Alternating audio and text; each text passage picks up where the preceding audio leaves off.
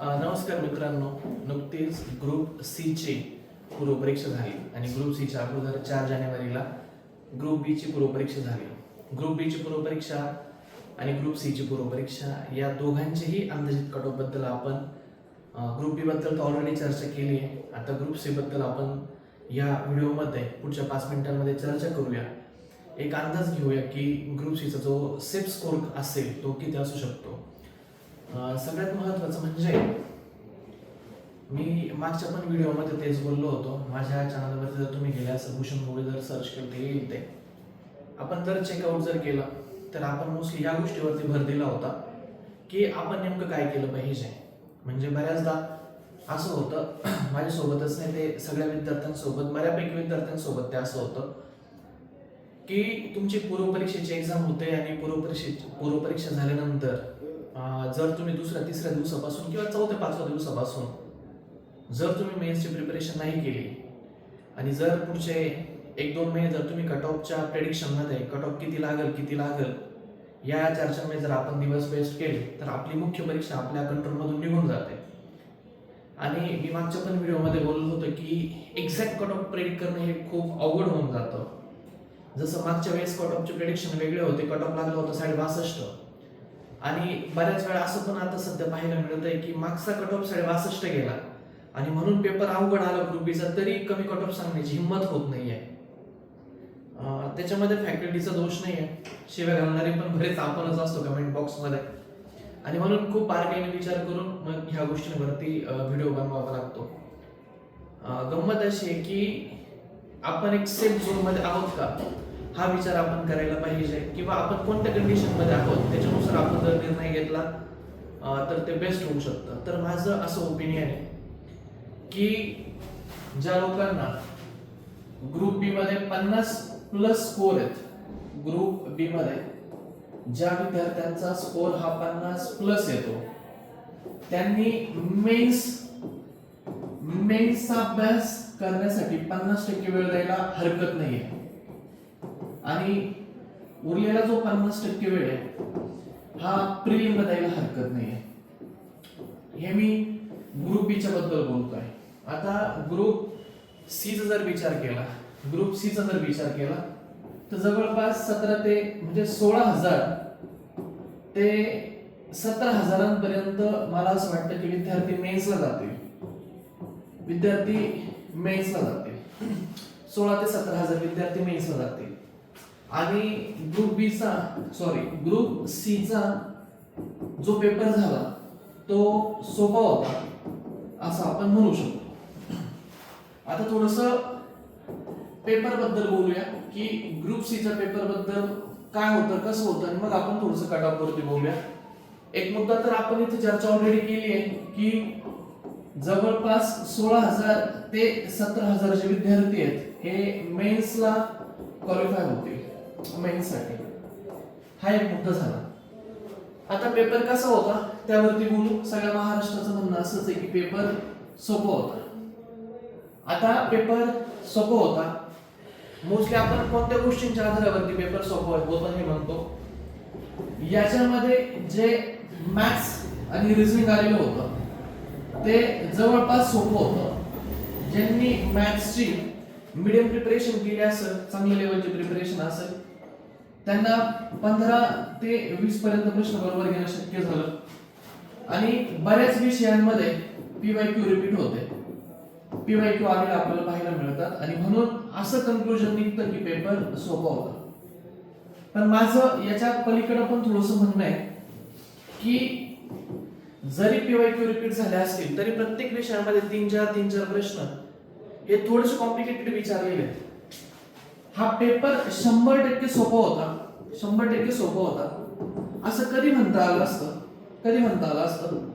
जसं group C चा group बी चा याच्या अगोदरचा जो कट ऑफ लागला होता 62 त्यावेळेस जागा 400 आणि समथिंग होत्या. 400 समथिंग जागा होत्या. 482-84 अशा काहीतरी जागा होत्या.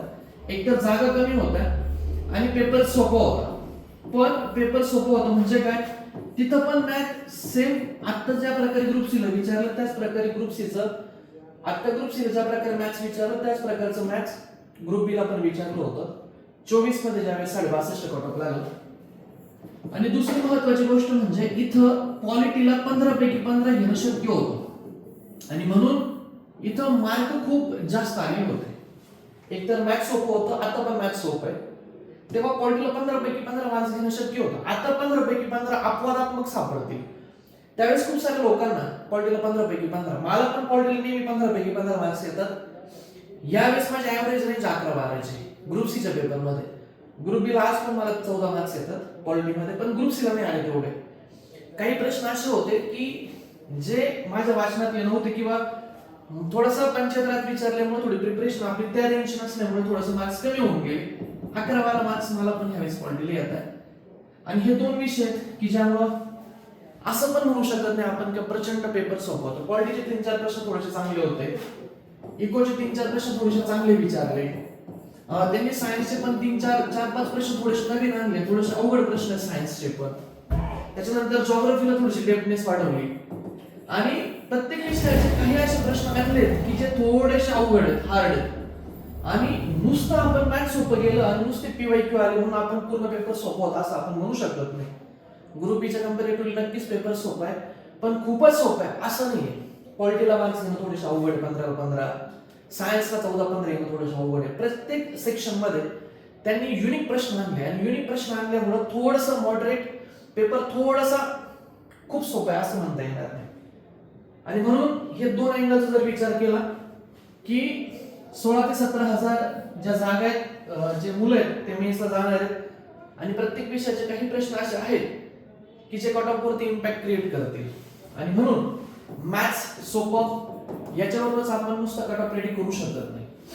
एक्झॅक्ट कट ऑफ प्रेडिक्ट करणं थोडंसं अवघड होऊन जातं. तरी देखील मला असं वाटतं हे चुकू पण शकतं, पण मला असं वाटतं की ज्या विद्यार्थ्यांना ग्रुप सी मध्ये 55 पेक्षा जास्त मार्क्स असतील ते मुलं ग्रुप सी मध्ये क्वालिफाय होण्याची शक्यता खूप जास्त आहे. याला मला असं वाटतं की हा सेफ झोन आहे. 55 प्लस मार्क्स ज्यांना असतील ते मेन्स करायला हरकत नाही. मेन्स आपण करू शकतो, हा सेफ झोन होऊ शकतो. आणि मला असं वाटतं की हा जो कट ऑफ आहे हा 53 पासून ते 57 पण खूप जास्त होतं. 53 ते 56 बिटवीन हा कट ऑफ जाऊ शकतो. 55 प्लस मला खूप जास्त सेफ वाटतं ग्रुप सी मध्ये. मग ज्या लोकांना 55 प्लस जास्त मार्क्स असतील त्यांनी 100% मेन्स करायला हरकत नाही. आणि दुसरी महत्वाची गोष्ट की ज्यांना 55च्या अलीकडे मार्क्स असतील, आता काही विद्यार्थी असे पण असतील ज्यांना 52 मार्क आहे, 53 मार्क आहे. मग अशा विद्यार्थ्यांनी काय करायचं? अशा विद्यार्थ्यांनी काय करायला पाहिजे की तुम्हाला तुमची रेंज ही 5-6 मार्कांचा फरक पडतोय, 5 ते 6 मार्कांचा फरक पडतो. मे बी पडला तरी 5-6 मार्कांचा मेन्स मध्ये फरक पडू शकतो कट ऑफ पेक्षा तुमचा. म्हणजे तुमची जीएसची प्रिपरेशन थोडीशी चांगली आहे असं म्हणायला हरकत नाही. म्हणूनच तुम्हाला 52-53 मार्क्स येत आहे किंवा 50 प्लस तुमचे मार्क्स जात आहे. आणि मग तुम्ही मेन्स करायला हरकत नाही. मग आता मेन्स करायचे म्हणजे काय? तर मेन्स मध्ये पहिल्या पेपर मध्ये तुमचं येतं इंग्लिश आणि मराठी. आणि तुमच्या दुसऱ्या पेपर मध्ये खूप सारे सब्जेक्ट येतात. पॉलिटी येतं, इकॉनॉमिक्स येतं, जॉग्राफी, हिस्ट्री, बरेच सारे सब्जेक्ट आहेत. आणि मग यातून तुम्ही मराठी प्रिपेअर करू शकता आणि बाकीचं जे जीएस आहे हे तुम्ही करू शकता. म्हणजे जीएस ला तुम्ही 60% वेळ दिला आणि यातल्या एखाद्या विषयाला 40% वेळ दिला तरी तुमचं काम होतंय, तरी तुम्ही मेन्स करताय, काही हरकत नाहीये. याचा फायदा असा होणार आहे की येणारी जी पूर्व परीक्षा असेल ती सुद्धा तुमच्या कंट्रोलमध्ये राहू शकते. आणि या अँगलनी तुम्ही अशा एक्झॅक्ट कट ऑफच्या भंगडीत न पडता जर तुम्हाला 55 प्लस मार्क्स असतील तर तुम्ही डेफिनेटली 100% पूर्ण झुकून मेन्स केली पाहिजे. ज्यांना 50 ते 55 प्लस मार्क्स येतील त्यांनी एक विषय मराठी हा तुम्ही मेन्सचा करायला हरकत नाही आणि बाकीचं जे जीएस आहे ते तुम्ही कंटिन्यू करायला पाहिजे. कन्क्लुजन हेच आहे की कट ऑफचं जे प्रेडिक्शन असतं ते चुकू शकतं, 100% चुकण्याची शक्यता असते. एक्झॅक्ट सांगणं थोडंसं अवघड होऊन जातं. पण आपण एक सेपर झोन मध्ये याचा जर विचार केला तर आपल्याला ह्या सगळ्या गोष्टी दिसतात. माझं वैयक्तिक असं मत आहे की माझ्या ग्रुप बीला पण माझी ग्रुप सी बी पण मेन्स दिली, मी ग्रुप सी ची पण मेन्स दिली आणि त्यावेळेच्या कंपॅरेटिव्हली आताचे पण मी दोघेही पेपर दिले. आणि ह्या पेपरमध्ये मला असं जाणवलं की मॅथमॅटिक्स नक्की सोपं होतं, पण पॉलिटिक्सची डिफिकल्टी लेवल थोडीशी चांगली होती. 4-5 प्रश्न थोडेसे अनकंट्रोल होते. त्याच्यानंतर इकॉनॉमिक्स, प्रत्येक सेक्शन मध्ये काही असे प्रश्न आपल्याला पाहायला मिळतात की जे थोडेसे चांगल्या लेवलला विचारलेत आणि म्हणून खूप सोपा पेपर आहे. ही जी गोष्ट आहे ही याच्याशी मी थोडासा असहमत आहे आणि म्हणून मला असं वाटतं की कट ऑफ मध्ये इम्पॅक्ट पडू शकतो. आता मागचा कट ऑफ जो लागला ग्रुप बी चा पेपर असंच होता असं म्हणायला हरकत नाही. समजा त्याचा कट ऑफ लागला होता 62.5 मार्क, पण त्याच्या जागा होत्या 484 हा आकडा काहीतरी असा आहे, इकडे तिकडे थोडंसं होऊ शकतं. आणि आय थिंक त्यावेळेस मेसला जाणारी मुलं पण जवळपास 8,000च्या आसपास होते आणि आता ग्रुप सी च्या जागा आपण 900 एक्साईजच्या वाढल्या तर त्या 1000 पर्यंत जातील समजा आणि मग मेसला मुलं जाऊ शकतील 17,000. मग हा मोठा गॅप क्रिएट होतो. इथं 8,000 मुलं मेसला जाणार होती, इथं 17,000 म्हणजे जवळपास ऑलमोस्ट 10,000 मुलं ग्रुप सी ला जास्त जातील मेन्सला आणि याचा इम्पॅक्ट कट ऑफ वरती होईल. म्हणजे 8,000 मुलं मेन्सला गेली त्यावेळेस कट ऑफ लागला होता 62.5 ग्रुप बी चा. कारण ग्रुप बी आणि आताचा ग्रुप सी चा पेपर इक्वली असं आपण जर कन्सिडर केलं तर त्यावेळेस 8,000 मुलं मेन्सला गेली होती. आता जाणारे जवळपास 16 ते 17,000, 9 ते 10,000 मुलं जास्त ह्यावेळेस मेन्सला जाणार आहे आणि त्याचा कट ऑफ वरती इम्पॅक्ट होणार आहे. म्हणून मला जे लोक असं कोणाला वाटत असेल की 57, 58, 59 लागू शकतं, मी ह्या मताशी असहमत आहे. मला वाटतं की कट ऑफ आणखी कमी होऊ शकतो. 55+ लोकांनी अभ्यास करायला हरकत नाही. त्यांनी फुल्ली इंग्लिश मराठी करून घ्या. ज्यांना 50 ते 55 मध्ये मार्क्स येत असतील ग्रुप सी ला त्यांनी एखादा सब्जेक्ट ग्रुप सी चा मराठीचा करायला हरकत नाही आणि बाकीचं जीएस करायला हरकत नाही. परत एकदा लेक्चरच्या एंड मध्ये परत एकदा सांगतो, हा एक अंदाज आहे, हा चुकू शकतो.